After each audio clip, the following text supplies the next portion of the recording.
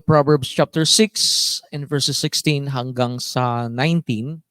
At pinag-uusapan po natin is about the seven things the Lord hates. And this time ay aking i-share po sa inyo itong sinabi, which is the pangatlo nga na sinasabi ko, innocent blood. Tingnan natin from cover to cover ng Bible, mga examples ng Bible sa atin and how can we apply it sa ating buhay ngayon, mga kapatid. Ano po? Kapag sinabi pong hate, no? Seven things the Lord hate, ibig sabihin dislike, no? Tandaan natin na ang Diyos ay He is holy God, righteous God, 'di ba? At ang gusto lamang niya is yung according to His will, no po? And sin, of course, is ito ay isang dislike or hate ng Panginoon. Kaya nagunaw ang mundo, nasira ang mundo, nasira ang relationship ng tao sa Diyos is because of sin, no? At isa sa mga tatalakayin natin ngayong gabing ito dito sa Pilipinas is about itong sa innocent blood. Dito po sa ating next na slide, mga kapatid, ano? Sa Genesis chapter 4 in verses 10, ano po, ang first na record ng Bible na talagang pinatayang isang innocent man, actually brother niya, mahirap yun, no? Brother niya, di ba? Kadugo niya, then pinatay niya ito, mga kapatid, ano po. So akala ni Cain ay wala nang pakialam ang Diyos. Wala nang pakialam ang kanyang parents noon sa part na to. But in this chapter, sa Genesis chapter 4, ang sabi ng Bible, and the Lord said, why have you done this terrible thing? So binanggit dito yung salitang terrible thing. Your brother's blood is crying out to me from the ground like a voice calling for revenge. Ginamit yung salitang terrible at ginamit din ito yung salitang your brother's blood is crying out. Is it true na your brother's blood is crying out? Tandaan natin ang Diyos is God of justice. Dinedefend niya ang mga poor, dinedefend niya ang mga innocent, dinedefend niya ang mga outcast, no?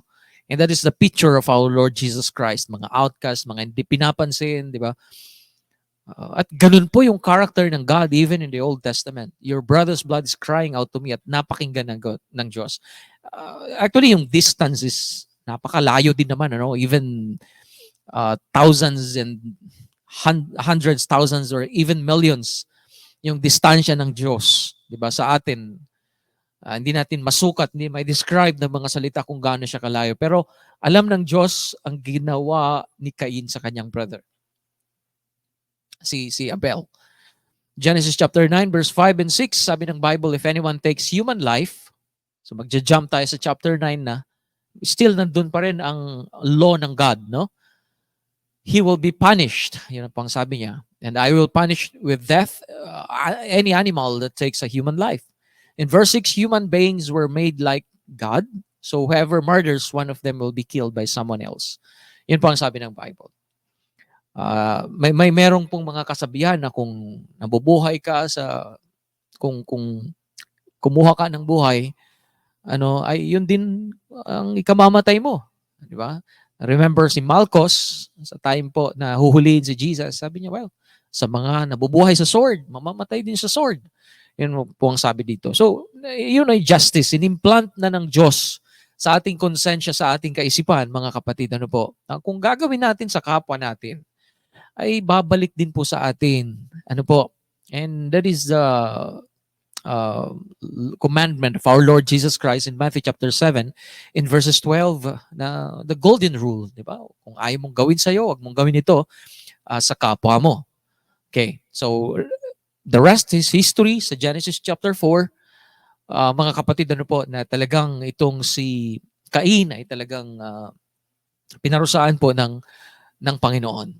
Mula po sa isang Bible commentary, si F.B. Meyer, Bible commentary regarding sa Genesis chapter 4 account, ang sabi niya dito, we are our brother's keeper, all related to us, within our reach, or needing our help have a claim. We must not take advantage of them.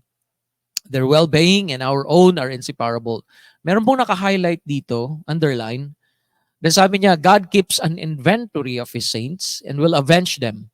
Their blood will cry to God against those who have wronged them. No?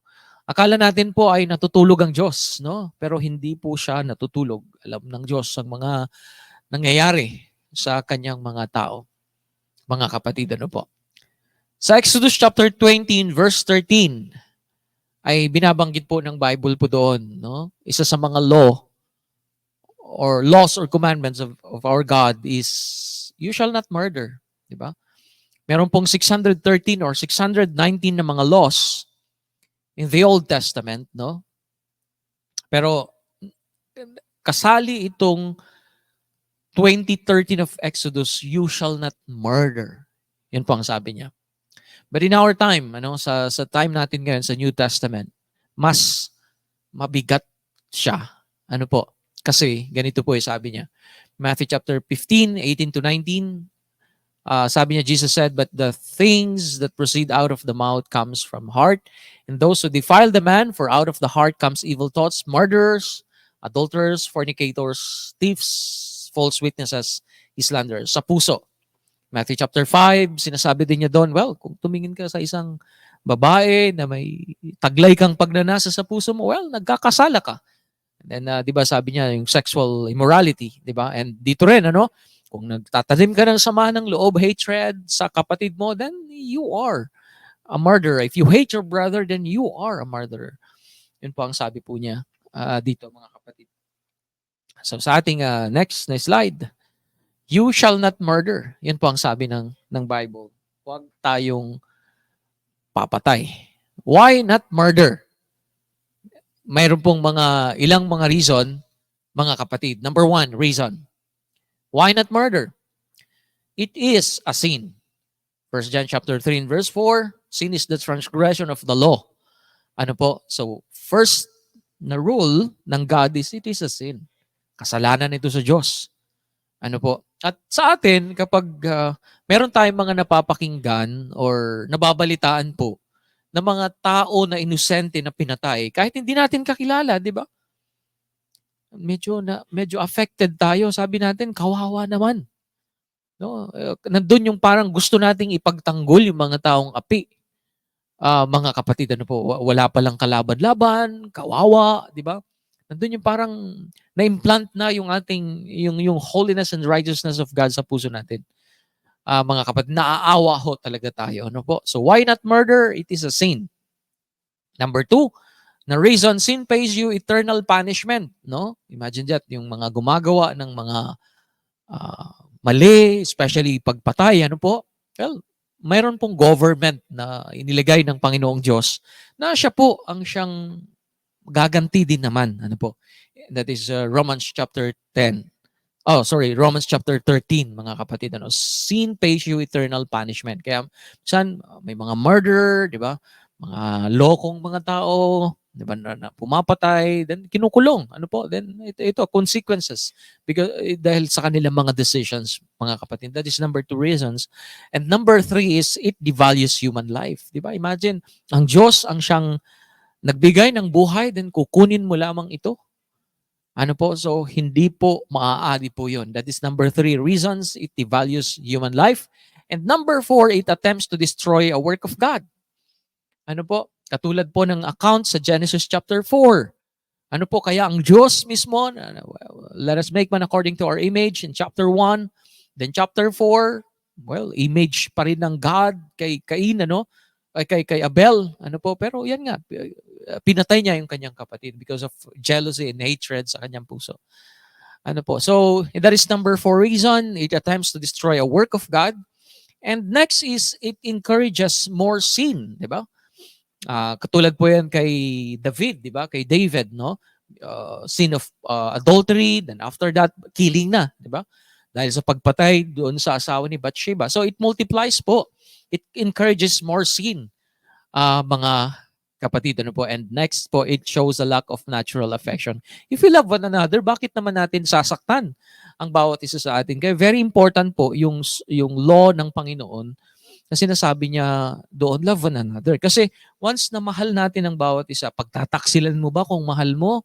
Gagawan mo ba ng masama kung mahal mo? Di ba? Ang mahal natin ang bawat isa. Ano po? So, laging iniisip natin yung kapakanan ng kapwa natin if you love one another. Tama po ba? So, it shows a lack of natural affections if laging masama iniisip natin sa ibang mga tao. Mga kapatid, ano? Murderers will have their part in the lake that burns with fire and brimstones. That is Revelations chapter 21 and verses 8. Revelations chapter 21 verse 8. Murderers, will have their part in the lake of that burns with fire and brimstones. Psalms chapter 94 verse 1 and 2. The Lord is a God who avenges, o ipaggaganti ka niya. Ang Diyos ang gaganti. O God who avenges, shine forth. In verse 2, rise up, judge of the earth. Pay back to the proud what they deserve. Some violations of the law were punishable by death in Exodus chapter 21 verses 12.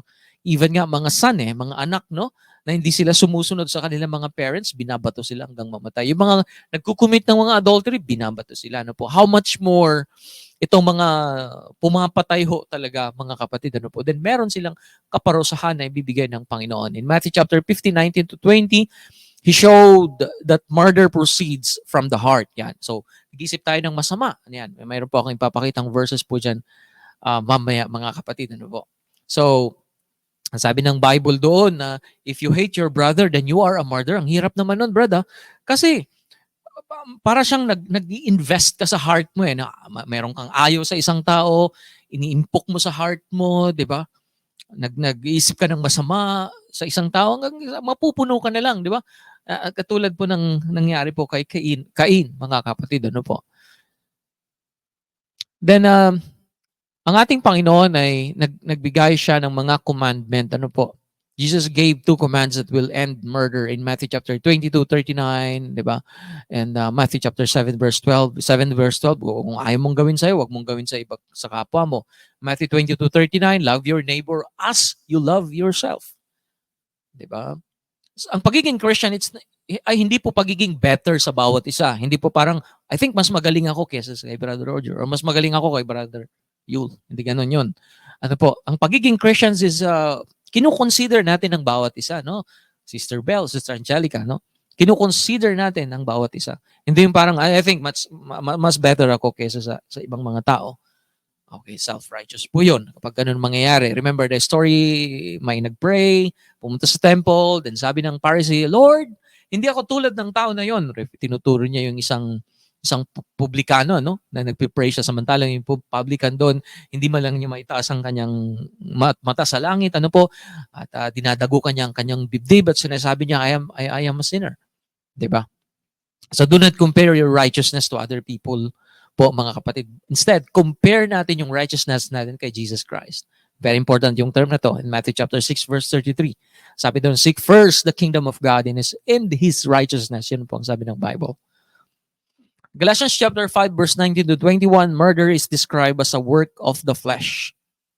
Murder is described as a work of the flesh. Ito ang sabi niya, those who persist in the works of the flesh will not inherit God's kingdom. Matthew chapter 19 verse 18, murder was the kind of killing forbidden by God. Sa ating next na slide, mga kapatid, ayan po, yung mga verses. So, hands that shed innocent blood, even Moses, public figure, magaling na leader, but at the time, nagkaroon po siya ng kasalanan, Exodus chapter 2 in verses 11 and 12, when Moses had grown up, he went out to visit his people, the Hebrews, and he saw how they were forced to do hard labor. Well, nandun naman yung awa, di ba, ni Moses.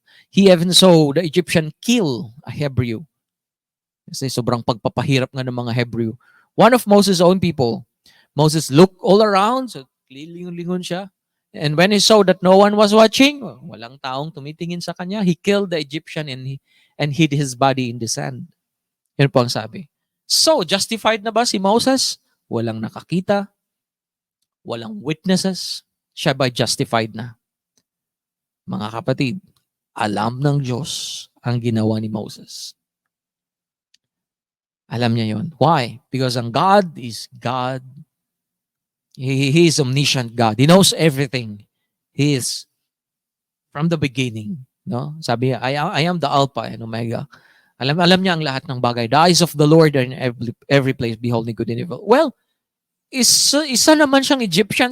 I think, sabihin natin, I think, justifiable kasi pinahirapan niya yung Hebreo eh. So, okay lang sana. Kalaban naman yun eh. Pwedeng ganun ang isipin po natin. Pero ang Diyos, still, bibigyan niya ng righteous judgment itong taong ito. Hindi binanggit sa Bible kung anong pangalan niya. Ano po? Sa atin, sa situation natin ngayon, may mga tao pong kinakawawa, ano? Kakampi ng tao na yon na kinakawawa. Mga kapatid ng Diyos, kakampi niya. Kaya yung mga taong kinakawawa, yung mga taong inosente, mga kapatid, ang Diyos ay nasa kanila. Ano po, ipinagtatanggol sila ng Panginoong Diyos. Mark chapter 6 verse 26 to 28, this made the king very sad, but he could not refuse her because of the vows he had made in front of all his guests. So he sent off a guard at once with orders to bring John's head. The guard left, went to the prison, and cut John's head off. Then he brought it on a plate and gave it to the girl, who gave it to her mother. Sabi lang naman po dito ni John the Baptist, sabi niya, ikaw, kinukuha mo ang asawa ng kapatid mo. Tama po ba yung sinabi niya? Tama ho. Pero may kapangyarihan itong si Herod, ano? Sabi niya, sumaya yung anak ni Herodias, ano po? Sabi niya, well, ano man ang hilingin mo, then bibigay ko sa iyo. Ayan ang problema po sa mga rush bow, ano? Mga pangako minsan, ano po? Ayan, nangyari yan. Ecclesiastes chapter 5 verse 5, sabi niya doon, Brother Sam, ang mangako na hindi tinutupad, maigi pa ang huwag mangako kaysa mangako na dito pa rin. Hindi po niya sinasabi doon, huwag tayo mangako. Sinasabi ng Bible, mangako tayo pero tutuparin natin. Ito po nangyari. Sabi niya, sumayaw nga yung anak ni Herodias. Ano po? Then sabi ni Herod, yung king, sabi niya, well, ano man ang higin mo, even kalahati ng kingdom ko, ibibigay ko sa iyo. Then itong babae na ito, ang anak ni Herodias, pumunta siya sa mother niya, anong hilingin mo? Sabi niya, patayin mo si John the Baptist. Isang preacher, kilalang preacher. Mga kapatid, wala, innocent man. Nagsasabi siya ng truth. Sinabi niya, you adulterous, kinuha mo ang asawa ng kapatid mo. Maraming nagagalit sa mga taong nagsasabi minsan ng totoo. Minsan pag may mga preaching minsan, parang, I think pinipersonal ako. Mga kapatid, baka ang Diyos ay nangungusap sa inyo. Nangungusap sa atin every time na natatamaan ho tayo sa mga mensahe pong ito. Acts chapter 7, 58 and 59, threw him out of the city and stoned him. The witnesses left their cloaks in the care of a young man named Saul. Then they kept on stoning Stephen as he called out of the Lord, Lord Jesus, receive my spirit.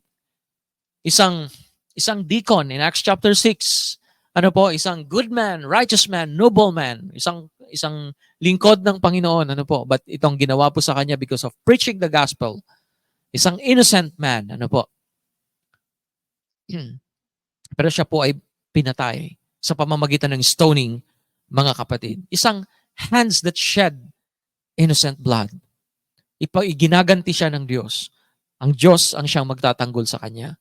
Revelations 18:24, Babylon was punished because the blood of the prophets and of God's people was found in the city. Yes, the blood of all those who have been killed on earth. Even in the Old Testament, katulad ng mga binasa natin kanina sa Genesis chapter 9, even sa book dito sa Revelation, sinasabi niya, ang God is righteous. Ipinagtatanggol niya yung mga taong mga innocent, mga kapatid. 1 John 3:15, those who hate others are murderers, and you know that murderers do not have eternal life in heaven, in them. If you hate your brother, if you have anger, if you have hate in your heart, then sabi niya, then you are a murderer. Then sabi sa mga susunod na verses, then kung kayo ay murderer, walang life eternal sa inyo. Hindi kayo makakapasok Imagine, kumakanta ka ng I offer my life, masama loob mo, di ba? Okay. Nag-worship, very emotional, serving the Lord, pero may kaaway. Hands that shed innocent blood. Check our heart. Examine our walk sa ating Panginoong Diyos. Steps to safeguard against murder. Number 1, remember that life is a gift from God. Naalala ko yung isang sharing ng kapatid, sabi niya, may mga kaibigan tayo, even friends or family members na meron silang mga kapansanan, 'di ba? Tapos alam niyo po mga bata, no, mga bata tayo, minsan nagbibiruan, hindi naman natin gaanon kaalam, 'di ba, yung weight na binibiro natin ng isang tao, may kapansanan siya. Pero alam po niyo, every time na iniinsulto natin ang isang tao or pinagtatawanan natin ang kanyang kapansanan, ano po, hindi yung tao na yun ang siyang kinakawawa natin, kundi kinu-question natin at nag-speak tayo against sa gumawa sa kanya, ang God. Every time na nag-speak tayo ng masama sa isang tao, tandaan natin, ano po, that person, ano po, is a reflection of God. Mga kapatid, remember, sabi ng Panginoon, well, kung gagawa ka ng mabuti, mag-abot ka lang ng isang baso ng tubig, then parang ginawa mo na ito sa akin. Diba? In Matthew chapter 25, Panginoon, sabi ng mga righteous, tandaan niyo po yun, ha? Mga kapatid, righteous ang binanggit doon sa Matthew chapter 25. Then the righteous will say, sabi niya, kailan ka namin nakitang nagutom, kailan ka namin nakitang nasa bilangguan, at marami pang iba. Sabi ng Panginoon, kung ano ang ginawa niyo sa inyong kapatid, yun din, para niyo na rin ginawa ito sa akin. So consider one another, love one another. Ano po, remember na yung life na nasa akin, life na nasa inyo, life na nasa ating kapwa is a gift from God. Then honor it, no? Mga kapatid, remember how God feels toward those who shed innocent blood mula sa story ni John the Baptist, ni Stephen, sa time ni Moses, and sa time ni Cain, ano po, ipinagtatanggol ng Diyos ang mga inosenteng mga tao. Ang Diyos, siya po ay righteous God. Root out things from the heart that can lead to murder. Anger. Yan po ay doorsteps. Yan po ay foundation ni Satan sa atin. Alam po ninyo, sabi ng Ephesians chapter 4 verse 26, Sister Angelica, sabi niya doon, huwag lubugan ng araw ang galit mo. Okay? Huwag lubugan. Ibig sabihin, nagagalit naman tayo eh. Diba, Sister Cheryl? Galit naman tayo eh. Natural din naman yun eh. Kasi merong righteous anger. Ano? At merong anger talaga that leads to death din naman or kapahamakan. No? Okay, ano tong anger na to sa Ephesians 4:26? Sabi niya, kapag pinatagal mo ang anger mo, ang galit natin, magiging sama ng loob yan. Kaya importante, masama loob. Anong gagawin? Kausapin ho agad. Matthew 18:15, sabi niya doon, kung magkasala kapatid mo, puntahan mo siya, kausapin mo siya. Hindi ka pupunta doon para sabihin sa kanya, sisingilin mo siya, no? Na parang, ikaw kasi, kasalanan mo. Hindi ganun yun. Pupunta ka doon bilang isang shepherd, bilang isang doctor, bilang isang healer. Wala pa po akong nakita, na, halimbawa, pupunta po doon, sabihin niya ganyan, pupunta siya doon, makikipagbati siya. Okay? Then, kung sasabihin siguro ng isang tao, pasensya ka na. Mali kasi ako eh, di ba? May pagpapakumbaba, maayos pa, di ba? Ang kanilang pagsasama. And sabihin po, ikaw kasi, kasalanan mo kasi, di ba? Mahirap po yun. Anger, galit. Ito po yung mga window, papunta po dun sa hatred. Para siyang domino effect. Nag-start po siya sa maliit. Ano po? Anger, hatred, bitterness, greed. So it multiplies. Mga kapatid, ano po? Nagsisimula siya sa maliit. Practice the golden rule. Ayaw mong gawin sa'yo, wag mo din gawin sa kapwa mo. Ayaw mong maging masama ang loob ng kapwa mo sa'yo, wag mo din gagawin sa kapwa mo. Diba? Tandaan natin, i-honor natin yung life na ibinigay ng God sa atin. Diba? Nung create ng Panginoong Diyos, ang lahat, sa Genesis chapter 1, sabi ng God, it was good. How many times? Kung meron po kayong mga personal Bible nakalagay doon, it was good. Please mark it sa inyong personal Bible. It was good. And yung life na ibinigay ng Panginoon doon sa day number 6, di ba? Let us make man according to our image, no? It was good.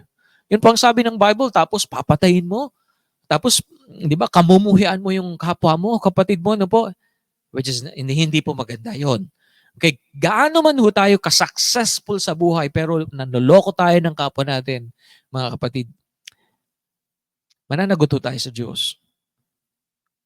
Sa totoo lang, ano? Practice the golden rule. Strive to live peaceably with all men. And that is Romans chapter 12, verse 18. Especially that we are a Christian. Yung ating witness sa ibang mga tao, di po ba? Yung live peaceably with all men. Many times na mabait tayo sa ating mga kaibigan, mabait tayo sa ating mga trabaho. Pero minsan, hindi tayo mabait sa asawa natin. Ha? Di ba? O hindi tayo mabait minsan sa ating mga anak. Hindi ko naman po nilalahat, di ba? Bakit kaya gano'n? Ang haba ng pasensya natin sa mga kaibigan natin minsan, no? Parang kaya nating i-hold yung ating patience sa ating mga kaibigan at 'di ba sa ating mga katrabaho, pero minsan sa mga anak natin o minsan sa mga partners natin, mga asawa natin, parang ang ikli ng pasensya natin. Then work at yung part na yon. Sana ang unang makaka-receive ng love and peace and joy ang family natin. Pag-practicean natin. Strive to live peaceably with all men. With all men. And I think kasali ito sa ating family and our neighbor, di ba? O co-workers, ganyan. Avoid evil influence such as friends, movies, etc. 1 Corinthians chapter 15, verse 33, evil company corrupts good manner. Yun po ang sabi ng Bible. Huwag ko kayo manunood ng mga massacre, di ba? O mga friends niyo ng mga nagmumura, naglalasing, di ba? Nagbibisyo. Iwasan niyo po yan. Ano po, kung may mga usapan po na masama na, i-change niyo yung topic. Umalis na lang ho kayo. Ano po? Avoid evil influence such as friends, mga kaibigan. Sabi ng Bible sa Proverbs, kung mga kaibigan mo, mga loko, mga magagalitin, magiging ganun ka din eh. And even movies, ano po ngayon, mga massacre, di ba?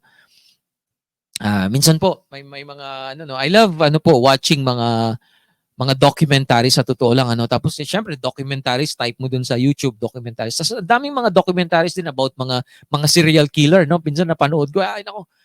Minsan parang ganun yung nasa mind mo so very careful din tayo doon mga kapatid. So halimbawa hindi na maganda. Wag na nating panonoorin. Minsan lalo ho sa mga Sister Bell, mga kapatid, sa mga may mga Facebook minsan kasi eye-catching po ba mag-scroll ka sa Facebook mo, sabi niya na ganyan. Pag pinanood mo to, maiiyak ka, ganon. Ba't mo papanoorin? Iiyak ka nga wag na, 'di ba? Kapag pinanood mo 'yon, magiging sad ka, 'di ba? Wag na, 'di ba? O di kaya, 'di ba, something mga movies nga na hindi maganda po. Be careful mga songs also. Ano po? So, ito po yung mga bagay na dapat po nating tandaan.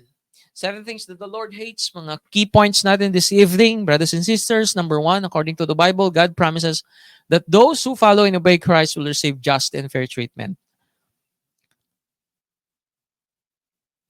Dito sa point number 1, na ang mga anak ng Diyos ay Kanya pong iniingatan. Kanya pong pinoprotektahan. How? Why? And how? Ano po? Remember the story of David? Isang powerful na king na gustong pumatay kay David. Ano po ang sabi ni David sa Psalms chapter 23? Sabi niya, even though I walk in the shadow of death, I will not fear. Di ako natatakot because the Lord is with me. Your staff, sabi niya, yung tungkod ay nag-guide sa akin. Yun po ang sabi niya. So, imagine isang powerful man, yung kanyang connection, yung kanyang influence, yung kanyang network, Alam niyo marahil kung saan nagtatago si David. Pero ang Diyos ay siyang kakampi niya, mga kapatid. Po? At alam po ninyo, Psalms chapter 23, I'm very sure na kapag binabasa niyo ang Psalms chapter 23, nakapokus po tayo minsan sa verse 1, verse 2, di ba? The Lord is my shepherd. Pero alam niyo, sabi sa verse 5 and 6 ng Psalms, sabi niya, naghahanda ka ng dulang even in the presence of my enemies.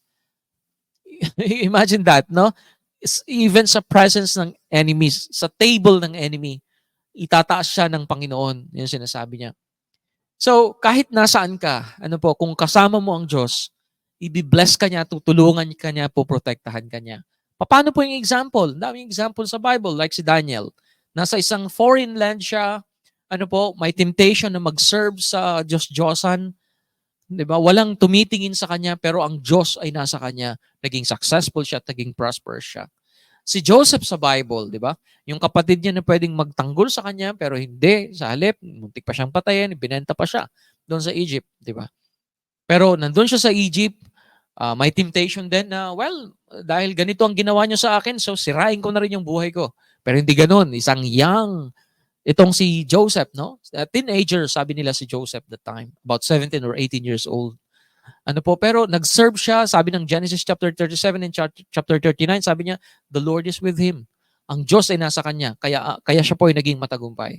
Mga kapatid, my point is ganito, nasaan man po tayo, kung ang Diyos ay nasa atin, itataas ka niya, poprotektahan ka niya, at ibibless ka niya. Kung alimbawa nasa trabaho po kayo at may mga corruption, mga bagay na hindi mabuti po, mag-stand po kayo sa faith ninyo, huwag niyong gagawin yan. Tandaan po ninyo ay protection ng God sa inyo yan. Iingatan kayo ng Diyos, papagpalain kayo ng Diyos, mga kapatid. God deeply cares for innocent people. Nakita po natin yon sa story ni Moses, isa pong Egyptian, hindi kilala, hindi binanggit yung name, pero even, yung point na yun, ang eyes ng God ay na kay Moses.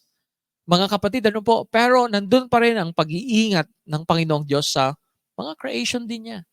Mga taong ito. In Genesis chapter 16, itong si Abram at saka kay Sarai, di po ba? Then, ang eyes ng Panginoon, marahil sabihin natin, God's favorite po sila. Si Abram and Sarai. Pero may servant sila, ang pangalan niya si Hagar. Well, naging accessories itong si Hagar, na magkaroon sila ng anak, di ba? Kasi matanda na sila, wala silang anak, di po ba?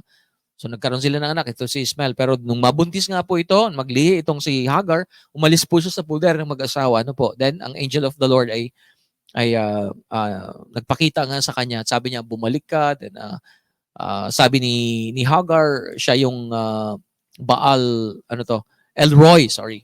Siya yung Elroy, the God who sees. Ang Diyos ang nakakakita ng lahat ng mga bagay. Sabi ng Psalms, sabi niya, the eyes of the Lord are in every place, beholding good and evil. So akala natin po na parang hindi tayo dinidepensahan ng Diyos. Kung halimbawa may injustices na nangyayari, pero ang Diyos ay nakatingin sa langit. Mga kapatid. At alam niya ang mga nangyayari sa atin. Imitate what is good and refrain from doing evil deeds. Yun pong advice ng Bible, gawin natin mabuti. Kahit ikaw lang ang siyang gumagawa nito, gawin mo. And refrain from doing evil. Kaya maganda po na meron tayong knowledge sa Bible kasi in that way, madidiscern natin what is the will of God and the will of man. Madiscern natin anong wisdom ng God and makaiwas tayo sa masama, mga kapatid. Refrain from doing evil deeds. Alam nating masama, iwasan na natin yon, mga kapatid. Let us strive to do good to all. And that is Galatians chapter 6 and verse 10. No? Sa lahat ng mga tao, gumawa tayo. Kaninang umaga, ang sermon is about good works. Diba? About being a worker doon sa kingdom ng Panginoong Diyos. Let us do good. And yung good work na yon ay ito yung nagpapalawak ng ating influence. Sabi nga sa message kanina na nakuha ko, sabi niya, kapag meron sa atin yung good, na-establish natin yung ating good reputation, yung mga tao na nasa paligid natin, naniniwala lagi sila sa sinasabi natin. Dahil maganda ang reputation na sinasabi natin. Sabi ng Ecclesiastes chapter 7 and verses 1, sabi po nag-Bible po doon ay yung precious, a good name is precious than a good name is better than precious ointment. Yun po ang sabi po niya. So let us strive to do good to all. Sa asawa natin, sa neighbor natin, sa anak natin, di ba, katrabaho natin. So pray every day na magawa natin yung best natin to serve God and to also to His people. We should love the Lord Jesus, value His love, and therefore love all our brethren in Christ. This love is the special fruit of our faith and a certain sign of our being born again. So dahil yung na-radiate sa atin ng Panginoon, ang kanyang love, in John chapter 13 in verses 34 and 37, 34 and 35, sinasabi ng Bible doon, as I have loved you. Very important yung word, no? Love one another. Okay? Yan ang message ng Panginoon. Then, importante yung term. Sabi niya, as I have loved you. So, the standard of Loving other people is like the love of our Lord Jesus Christ, no? As I have loved you. So ito ba'y nakaka-challenge? Of course. Nakaka-challenge po 'yon, mga kapatid, ano po. But kung patuloy natin ginagawa itong mga bagay nito, and alam po ninyo, it glorifies God in heaven. 1 Corinthians chapter 13, the more excellent way, the love chapter, mga kapatid, sabi niyo, well, ginagawa mo yung mga extraordinary thing, pero wala ka namang love sa ginagawa mo. Sabi ni Paul doon sa sulat niya, well, kung magsalita ka man ng mga wika ng mga anghel, datapot wala kang pag-ibig, ikaw ay walang kabuluhan. Iaalay mo man ang iyong sarili upang sunugin, pero wala kang pag-ibig, wala kang kabuluhan. Di ba? Ibenta ko man ang lahat ng aking pag-aari, wala kang pag-ibig, wala ding kabuluhan. So, mahalaga po to love one another. Di ba? Mahal po ba natin ang bawat isa? Sige po, tingin niya po kayo sa kapwa po ninyo. Do you love your parents? Di ba? Your wife, husband, kids, di ba? Neighbor, church. Pinagpipray niyo po ba, mga kapatid? So love one another.